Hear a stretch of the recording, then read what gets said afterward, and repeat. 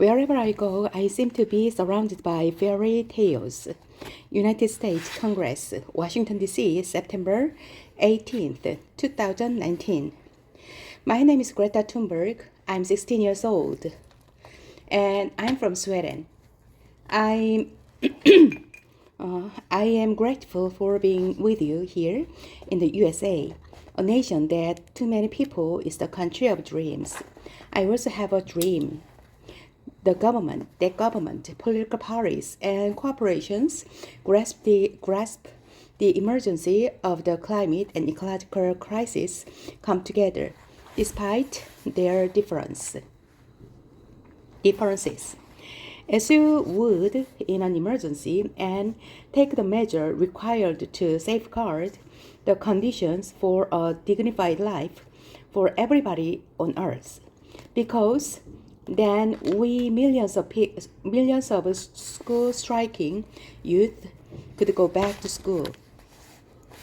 I have a dream that the people in power, as well as the media, start treating this crisis like the existential emergency it is, so that I could go home to my sister and my dogs, because I miss them. In fact, I have many dreams, but this is the year 2019. This is not the time and place for dreams. This is the time to wake up.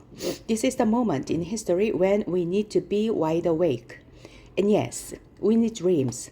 We cannot live without dreams. But there is a time and place for everything.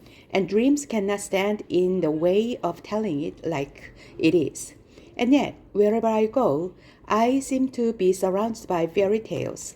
Business leaders, elected officials all across the political spectrum spending their time making up and telling bedtime stories that soothe us and make us go back to sleep. These are feel-good stories about how we are going to fix everything. How wonderful everything is going to be when we have solved everything. But the problem we are facing is not that we lack the ability to dream or to imagine a better world. The problem now is that we need to wake up. It's time to face the reality, the facts, the science. And the science doesn't mainly speak of great opportunities to create the society we always wanted. It tells of unspoken human sufferings, which will get worse and worse no longer we delay action, unless we start to act now. And yes, of course, a sustainable, transformed world will include lots of new benefits.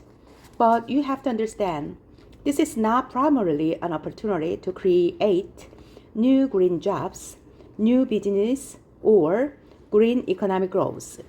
This is above an emergency. And not just any emergency. This is the biggest crisis humanity has ever faced. And we need to treat it accordingly so that people can understand and grasp the emergency. Because you cannot solve a crisis without treating it as one. Stop telling people that everything will be fine when in fact, as it looks now, it won't be very fine. This is not something you can package and sell or like on social media. Stop pretending that your business idea, your political party or plan will solve everything. We must realize that we don't have all the solutions yet. Far from it. Unless those solutions mean that we simply stop doing certain things. Changing one disastrous energy source for a slightly less disastrous one is not progress. Exporting our emissions overseas is not reducing our emissions. Creative accounting will not help us. In fact, it's the very heart of the problem. Some of you may have heard that we have 12 years as from January 1st, 2018 to cut our emissions of carbon dioxide in half. But I guess that hardly any of you have heard that is for a 50% chance of staying below 1.5 Celsius degree global temperature rise above pre-industrial levels. On 50% chance, and these current best available scientific calculations do not include non-near tipping points as well as most unforeseen feedback loops like an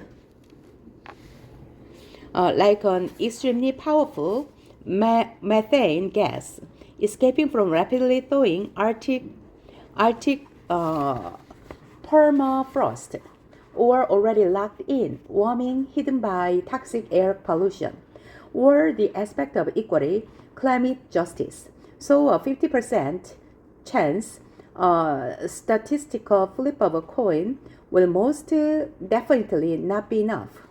That would be impossible to morally defend.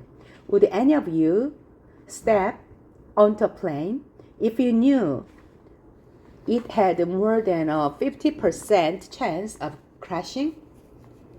More to the point, would you put your children on the flight?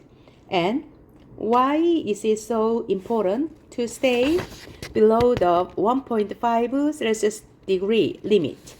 Because that is what the United Science calls for. To avoid destabilizing the climate so that we stay clear of setting off an irreversible chain reaction beyond human control. Even at 1 Celsius degree of warming, we are seeing an unacceptable loss of life and livelihood.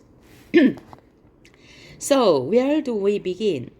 Well, I would suggest that we start looking at Chapter 2 on the page 1.8 of the SR15 IPCC report that came out last year. Right there, it says that if we are to have a 67% chance of limiting the global temperature rise to below 1.5 Celsius degree, we had on January 1st, 2018, about 420 gigatons of CO2 left to emit in the carbon dioxide budget. And of course, that number is much lower today, as we emit about 42 gigatons of CO2 every year, if you include land use. With today's emission levels, the remaining budget is gone within this less than 8.5 years. The numbers are not my opinion. They aren't any opinions or political views. This is the current best available science, though a great number of scientists suggest even these figures are too moderate. These are the ones that have been accepted by all nations through the IPCC.